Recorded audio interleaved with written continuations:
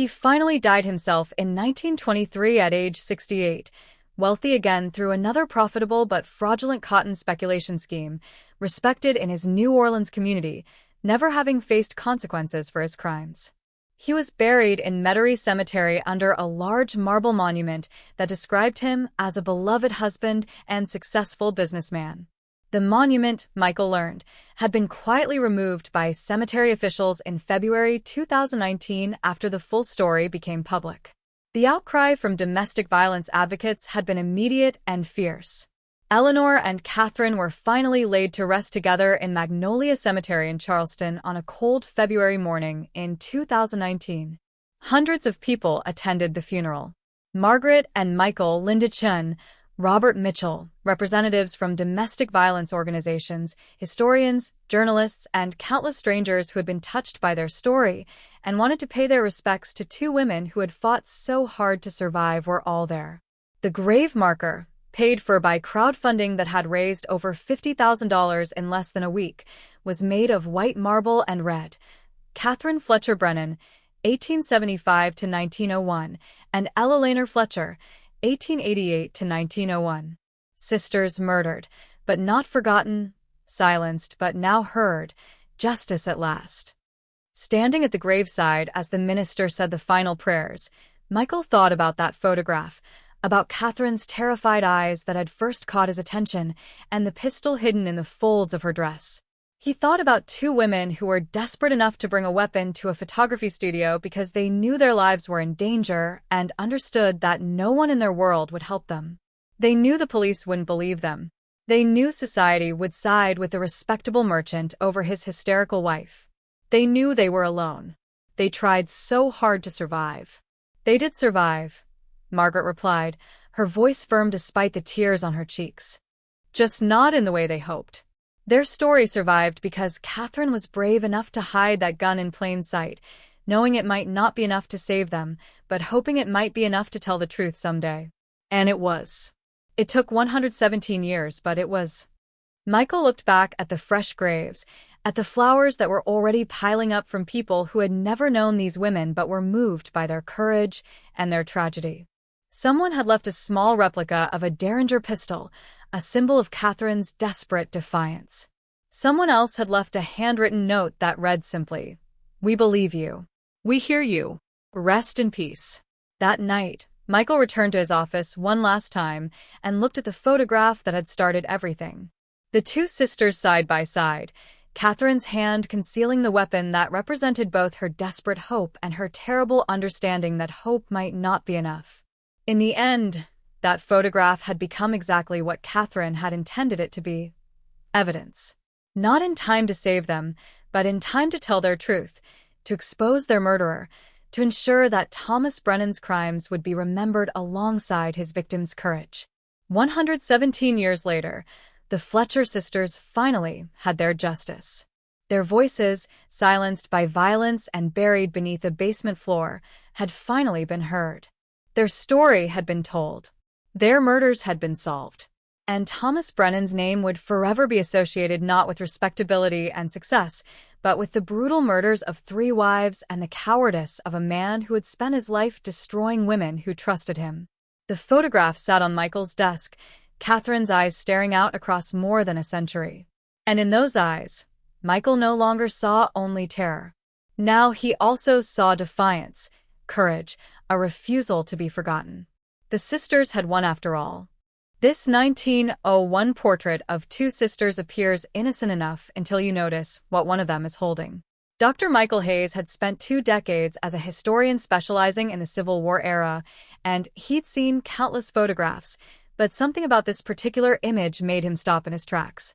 It was a sweltering Tuesday afternoon in August of 2018 when he first laid eyes on the photo at an estate sale in Charleston. The picture showed 2 young women, likely in their early 20s, seated next to each other in an elegant parlor. Their Victorian dresses were spotless, and their faces were calm. A handwritten note on the back simply read, "Catherine and Eleanor, March 1901. Michael almost dismissed it. Just another formal portrait from the turn of the century, likely destined for some collector's drawer. But there was something in the older sister's eyes, Catherine, he presumed, that possessed a quality he couldn't quite put his finger on. It wasn't exactly fear. It was something deeper, something that made his historian's instincts kick into high gear. He bought the photograph for $12, along with a box of random documents, and took it back to his office at the College of Charleston. In the afternoon light streaming through his window, he examined it more closely. The photography was clearly professional, probably taken at one of Charleston's better studios. The women's hair was styled in the Gibson girl fashion, which was popular at the time. Their posture was stiff, which was common due to the long exposure times required for photographs back then. The studio backdrop featured a painted scene of a Charleston garden, complete with azaleas and wrought iron gates. The furniture was expensive, including a velvet settee with carved mahogany legs. These were not poor women. They either came from families of at least moderate means or had married into wealth. Their dresses, while formal and high-necked in the style of the era, were clearly well-tailored. Catherine was wearing a dark burgundy wool dress with jet buttons, while Eleanor wore a lighter gray silk dress with delicate lace at the collar and cuffs. Michael set up his digital scanner and adjusted the resolution to the highest setting. He'd learned over the years that modern technology could reveal details that were invisible to the naked eye back in the Victorian era. Tiny inscriptions on jewelry, hidden tears in clothing, even the titles of books that were barely visible on shelves in the background.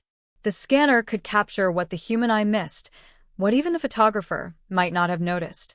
As the machine whirred to life, he idly wondered about these sisters, who they were, and what their lives had been like in a Charleston that was still recovering from the devastation of the Civil War and trying to redefine itself in the new century.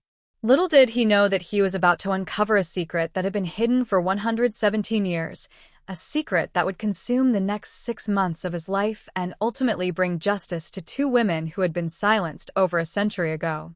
The high-resolution scan appeared on Michael's computer screen, and he began his usual methodical examination. He started by zooming in on the women's faces, noting the subtle differences in their features. Catherine, the older sister on the left, had sharper cheekbones and darker eyes that seemed to stare directly through the camera lens. There was an intensity there, a sense of guardedness.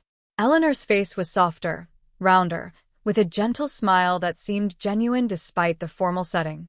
But now, looking more closely, Michael could see tension around her eyes, a tightness in her jaw. He moved down to examine their clothing, the intricate lace collars, the mother-of-pearl buttons, the delicate embroidery on their sleeves. Then he focused on Catherine's hands, folded primly in her lap, partially hidden by the cascading fabric of her dark wool dress. The fabric fell in heavy folds, creating deep shadows in the photograph. Michael froze. His breath caught as he leaned closer to the monitor, sure that his eyes were playing tricks on him. He zoomed in further, the pixels expanding until the image became grainy. Then he adjusted the contrast and brightness. His heart began to pound in his chest, each beat seeming to echo in the quiet office. There, barely visible in the shadows of the dress folds, partially concealed by Catherine's right hand, was the unmistakable outline of a small pistol. The grip was ornate, likely made of pearl or ivory, catching a tiny fragment of light from the studio window. The barrel was short and compact, a derringer, if he had to guess. The kind of weapon a woman might hide in a purse or pocket for protection. Jesus Christ, Michael whispered to the empty office. He sat back in his chair, his mind racing through the possibilities. Women occasionally carried small firearms in that era for protection, especially in cities. It wasn't unheard of. But to bring one to a professional photography session, to hold it concealed during a formal portrait that required sitting absolutely still for several seconds of exposure, that wasn't just unusual. That was deliberate. That was calculated. That was desperate. Michael zoomed out and looked at the full portrait again. Now he noticed other details he'd missed before, the way Catherine's left hand gripped the armrest of the settee, her knuckles white with tension. The way Eleanor sat slightly closer to her sister than would have been typical for such formal portraits. The way both women's eyes, despite the requisite stillness of Victorian photography, held something that made his stomach tighten. Michael looked again at Catherine's eyes in the photograph, and suddenly that unnamed quality he'd noticed earlier had a name. It wasn't just intensity or guardedness. It was terror. Michael spent the rest of that evening staring at the photograph, unable to shake the growing sense of dread that was settling in his chest. He printed multiple versions, standard and enhanced, with the weapon area circled in red. He'd worked with historical photographs depicting violence before: Civil War casualties, lynching victims, crime scenes from Charleston's darker past. But this was different. This was violence anticipated, not yet committed. This was a woman preparing for something terrible, something she knew was coming. He barely slept that night. The image of Catherine's terrified eyes haunted him. When he finally dozed off around 3 o'clock in the morning, he dreamed of a woman drowning, her hand reaching up from dark water, still clutching a small pistol that gleamed in the moonlight. The next morning, he arrived at the South Carolina Historical Society before it opened, clutching a folder containing enlarged prints of the photograph. Margaret Wilson, the head archivist and his longtime colleague, looked up from her desk as he entered. She was organizing a new shipment of documents from a private collection, her reading glasses perched on her nose. "You look like you've seen a ghost," she said, removing her glasses and setting them aside. "I might have." Michael spread the photographs across her desk, his hands trembling slightly as he pointed to the enhanced image showing the pistol. 1901, Two Sisters, Charleston. One of them is holding a concealed weapon during a professional portrait session. Margaret leaned forward, her expression shifting from curiosity to concern as she examined the images. She picked up the enhanced version, holding it close to her face, then setting it down and looking at the original. "Good Lord, that's a Remington double Derringer if I've ever seen one." Popular among women at the time for personal protection, but Michael, I just don't understand why she would bring it to a photography studio. Unless she was afraid to be without it, Margaret finished quietly, her voice dropping. Unless she believed she might need it at any moment, even in a public place, even surrounded by witnesses. She looked up at him, and he could see his own disturbed thoughts reflected in her eyes. "Do we have names?" "Catherine and Eleanor." "No surnames yet." The photo came from the Whitmore estate sale on Trad Street last Tuesday. "I bought it with a box of miscellaneous papers, but there was nothing else about these women in the collection." Margaret was already moving toward the archives, her fingers trailing along rows of leather-bound record books. If they were photographed professionally in Charleston in 1901, there should be records. Studio photographers kept detailed logs, names, addresses, payment receipts. They had to for tax purposes and for reprints. They spent the next 4 hours searching through dusty ledgers from Charleston's photography studios. The city had boasted at least a dozen professional photographers at the turn of the century, each competing for the business of Charleston's recovering merchant class. Michael and Margaret worked methodically through each studio's records, cross-referencing dates and descriptions. Finally, in the records of Townsend and Gray, photographic artists, Margaret found it. Her finger stopped on a line of elegant cursive writing, and she drew in a sharp breath. "Here. March 14, 1901. Catherine and Eleanor Brennan. Two sisters, formal portrait, one sitting. Address listed as 67, Church Street. Payment $3. Paid by Mr. Thomas Brennan." Michael wrote down the information, his hand trembling slightly. "The husband paid for it. He commissioned the portrait, which means he wanted it," Margaret said thoughtfully. "This wasn't something Catherine arranged in secret. He made them pose for this photograph." They moved to the census records, pulling the heavy volumes for Charleston County in 1900. The handwritten entries were faded but legible. Catherine Brennan, aged 26 in 1901, was listed as married to Thomas Brennan, a shipping merchant 15 years her senior. They lived at 67 Church Street, a respectable address in Charleston's merchant district, in a house valued at $1,200. Thomas Brennan's occupation was listed as cotton factor and shipping agent. His assets were listed as substantial. Ella Laner, 23, was listed as residing at the same address, unmarried, occupation none. Her relationship to the head of household, sister-in-law. Michael cross-referenced property records and found that the Church Street house had been purchased by Thomas Brennan in 1898, 3 years before the photograph was taken. Tax records showed he'd made his fortune in cotton shipping, capitalizing on Charleston's efforts to rebuild its trade economy after the devastation of the Civil War. He'd arrived in Charleston in 1895 with letters of credit from banks in Virginia, established his business quickly, and married Catherine Fletcher in 1899. "Look at this," Margaret said, pointing to a Charleston News and Courier Society column from April 1899. Mr. Thomas Brennan and Miss Catherine Fletcher were united in marriage at St. Michael's Episcopal Church. The bride's sister, Miss Eleanor Fletcher, served as maid of honor.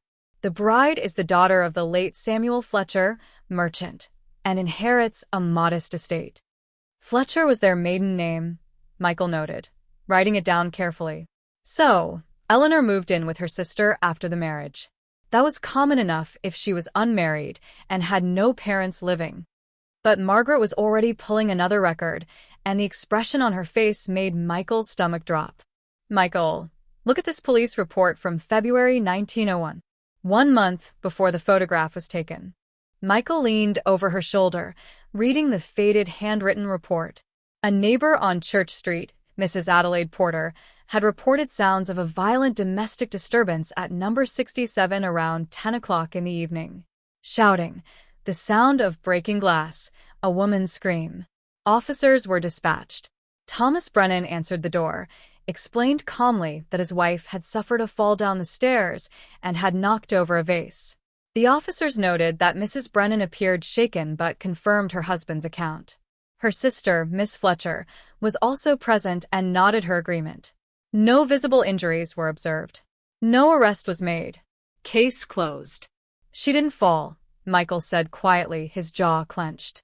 "Of course, she didn't fall," Margaret replied, her voice tight with anger that transcended a century. "And a month later, she's posing for a photograph with a pistol hidden in her dress. She knew. She knew what he was capable of, and she was preparing herself." Michael returned to his office that evening with copies of everything they'd found, spreading the documents across his desk like pieces of a puzzle that refused to fit together. The autumn sun was setting over Charleston, casting long shadows through his window. He made coffee and settled in for what he knew would be a long night. He searched through Charleston's death records for 1901, half dreading what he might find. The leather-bound register was organized chronologically. He ran his finger down the entries for April, May, June. Catherine Brennan's name appeared in the register for June 17, 1901. Cause of death: accidental drowning. Location: Charleston Harbor, East Bay Street docks. Age: 26 years. Body recovered by Harbor Patrol, identified by husband, Thomas Brennan. Burial: Magnolia Cemetery. Attending physician: Dr. James Morton. 3 months after the photograph, just 3 months. Michael's hands shook as he read the brief entry. There was no autopsy report attached, no investigation record. Nothing but that single line in the death register. The notation was perfunctory, bureaucratic, suggesting nothing unusual had warranted further inquiry. He searched for Eleanor's name in the subsequent months, the years following. Nothing. She simply vanished from all records after March 1901. No death certificate, no marriage license, no census entry in 1910, no listing in city directories. It was as if Eleanor Fletcher had ceased to exist the moment that photograph was taken. The next morning, exhausted but driven, Michael drove to the Charleston County Courthouse, where older records were stored in climate-controlled vaults in the basement. The clerk on duty was a young woman named Sarah, a graduate student in library science who understood the urgency researchers sometimes felt. "We had a fire in 1902, Sarah explained as she pulled the relevant boxes from the shelves, her voice echoing in the concrete vault. Started in the records office, spread quickly. A lot of records from 1900 to 1902 were damaged or destroyed completely. It's incredibly frustrating for researchers like you." Michael opened the box labeled June 1901, Deaths and Inquests, with trembling fingers. Most of the documents inside were smoke-damaged, the edges brown and brittle, some pages stuck together with age and water damage from the fire hoses. He found Catherine's death report, but entire sections had been burned away, leaving only fragments of words and sentences. What remained was barely legible. Body recovered from harbor at dawn, identified by husband. No signs of investigation deemed accidental. Dr. Morton certifies. The words in between were ash. The physician's full report, if there had been one, was gone. Any witness statements, any details about the condition of the body, all of it consumed by flames. There's something else, Sarah said, pulling out a separate folder marked Probate and Estate Matters. July 1901. This was filed separately, so it survived the fire. Michael opened it with a growing sense of dread. Inside was a petition to the court dated July 3, 1901. Thomas Brennan had petitioned to be declared the sole heir to his wife's estate and to have Ella Laner Fletcher declared legally missing and presumed dead. The petition claimed that Ella Laner had disappeared in a state of emotional distress following her sister's accidental death and that, despite extensive searches, no trace of her had been found. Thomas Brennan, therefore, requested the court's permission to dispose of her personal effects and to assume control of any assets. The petition was granted on July 15, 1901.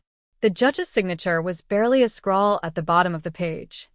"He got everything," Michael said quietly, staring at the document. The house, whatever money Catherine had inherited from her father, Eleanor's belongings, everything. And Ella Laner just disappeared into thin air.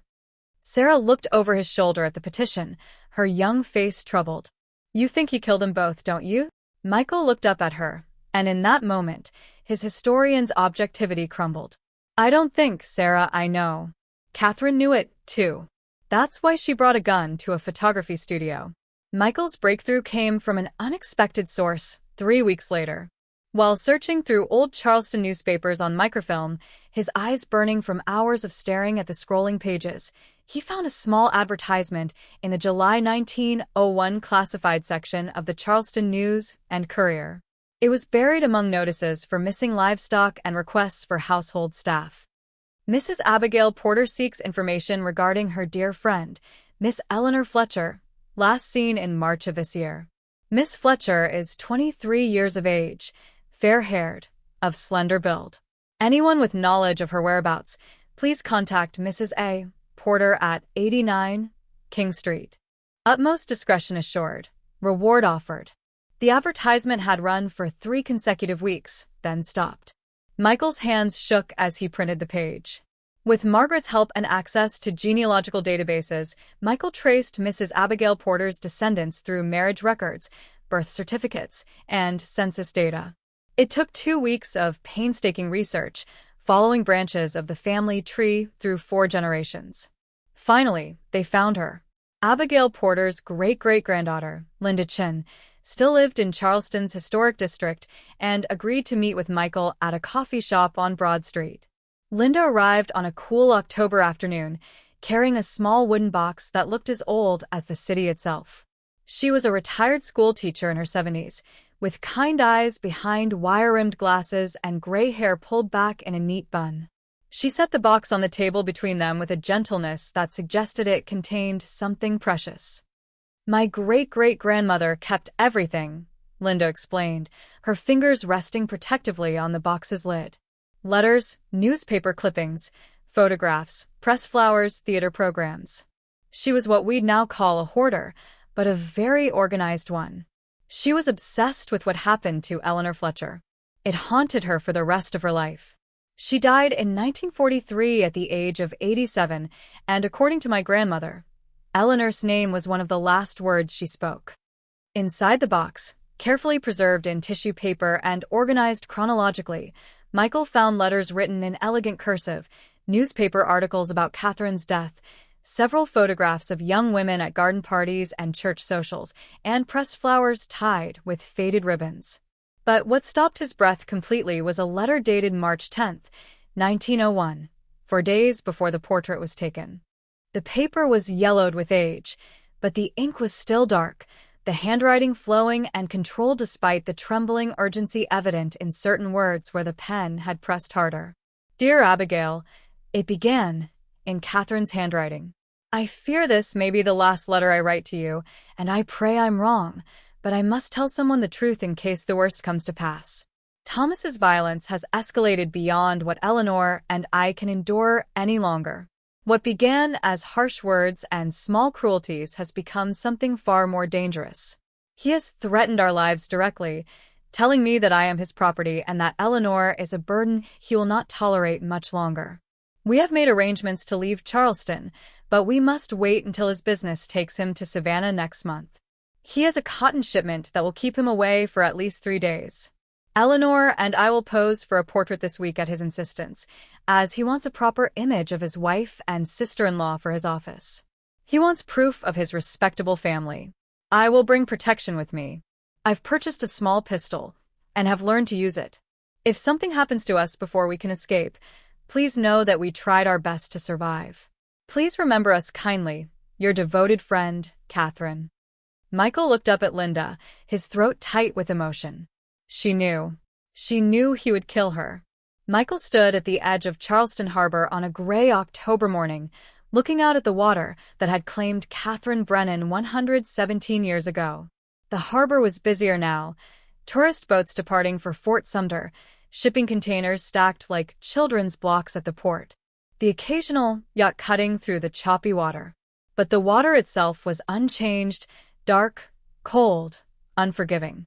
The same water that had closed over Catherine's head, filling her lungs, ending her desperate attempt to escape. He'd spent the past week diving deeper into Thomas Brennan's background, and what he'd found painted a portrait of a man who'd built his entire life on carefully constructed lies. Brennan had arrived in Charleston in 1895, claiming to be from a wealthy Virginia shipping family with connections to the tobacco trade. But Michael had traced the records backward, contacting historians in Richmond, Norfolk, and Petersburg. There was no such family. No Brennans in the shipping business, no tobacco fortune. Thomas Brennan had invented himself completely, used borrowed money and forged letters of credit to establish his Charleston business, and married Catherine Fletcher specifically for her modest but real inheritance from her merchant father. When that money began to run out in early 1901, when creditors began asking difficult questions, he needed her dead, and he needed it to look accidental. Margaret had helped Michael obtain access to the maritime records from June 1901, stored in the files of the harbor master's office, ship's logs, harbor patrol reports, witness statements from dock workers and sailors. The official story was that Catherine had been walking alone along the harbor at dusk, slipped on the wet dock planking, and fallen into the water. Her body was recovered the next morning by the harbor patrol, caught against the pilings near Agers Wharf. She was identified by her husband, who'd reported her missing when she failed to return home from an evening walk. But the ship's log from the Mary Catherine, a merchant vessel docked that evening for repairs, told a different story buried in routine entries. The night watchman, a sailor named James Mitchell, had noted hearing a woman scream around 9 p.m., followed by a splash. By the time he'd reached the rail and looked over, he'd seen only dark water and, in the distance, a man in a dark coat walking away from the dock toward the street. He'd reported it to the harbor master the next morning, but no investigation had followed. The report was filed with dozens of others: drunken sailors falling overboard, cargo accidents, routine incidents in a busy working harbor.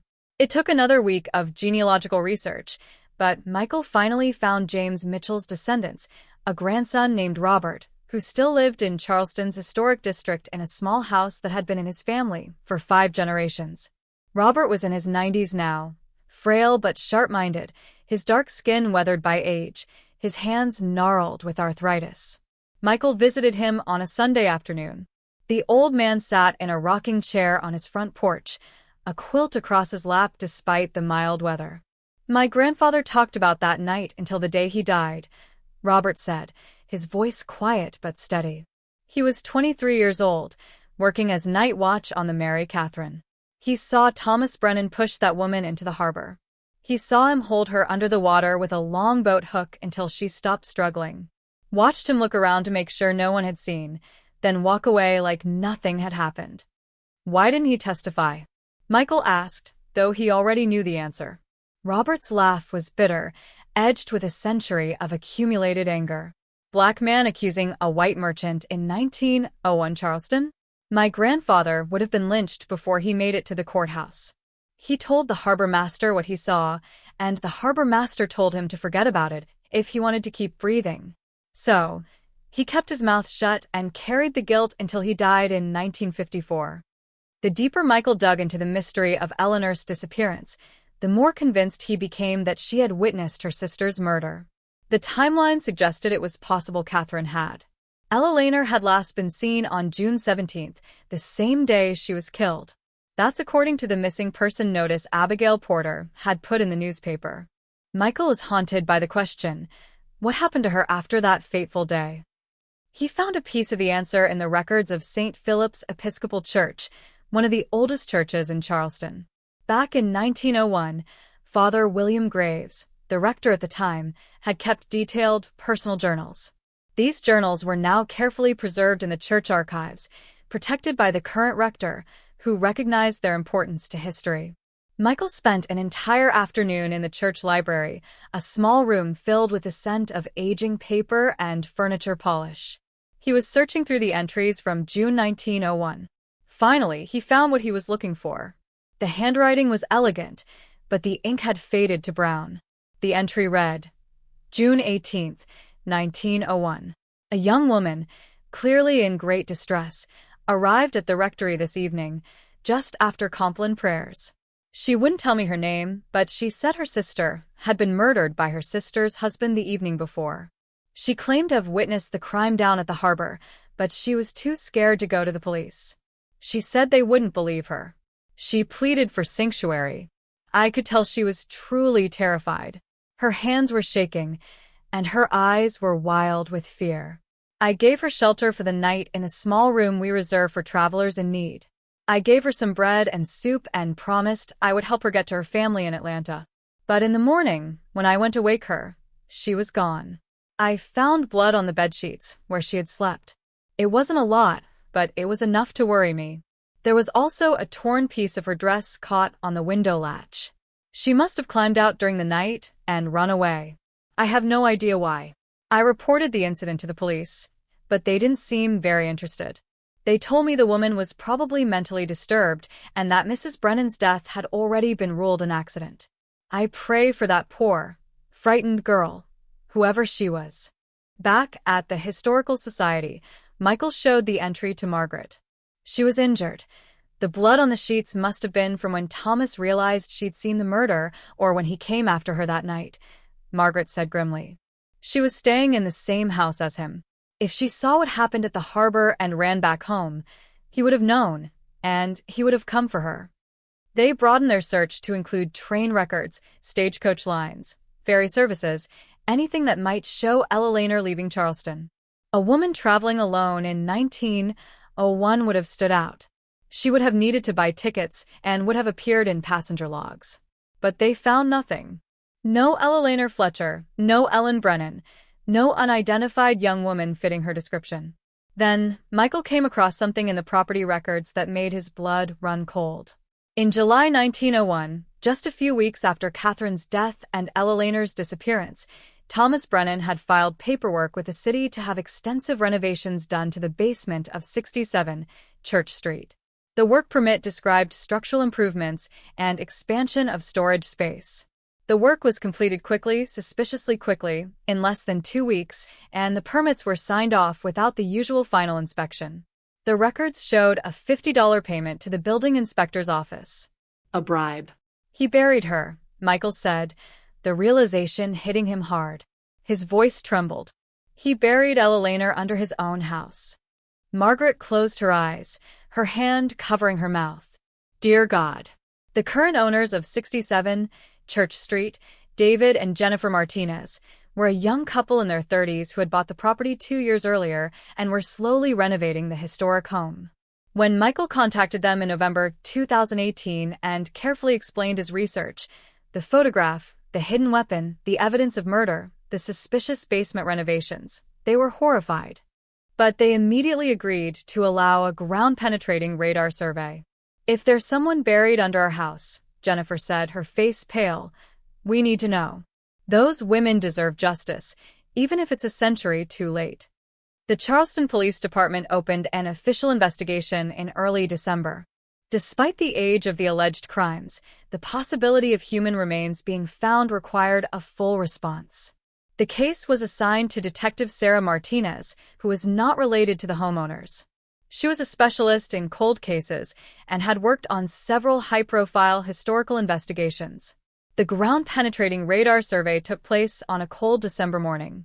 Michael watched, his heart pounding, as the technician methodically moved the equipment across the brick floor of the basement. The old house creaked and groaned around them. David and Jennifer Martinez stood in the doorway, holding hands, their faces tense. 20 minutes into the survey, the technician stopped suddenly. "I've got something," she said, her voice carefully neutral. Northeast corner, an anomaly in the soil beneath the foundation, approximately 6 feet long and 2 feet wide, at a depth of about 4 feet. The density and composition are consistent with disturbed earth and organic material. The size and shape were consistent with human remains. Detective Martinez made the call. Within hours, a full forensic team arrived. The couple moved out temporarily, unable to stay in the house while the excavation was underway. Michael was allowed to watch from the perimeter as police tape was put up and the careful, methodical work of archaeological excavation began. They removed the brick floor one piece at a time, numbering and cataloging each one. Underneath the bricks was a layer of concrete, cracked with age. Below that was dirt that had clearly been disturbed and refilled. The forensic team worked with brushes and small tools, treating the site like any crime scene, photographing every layer.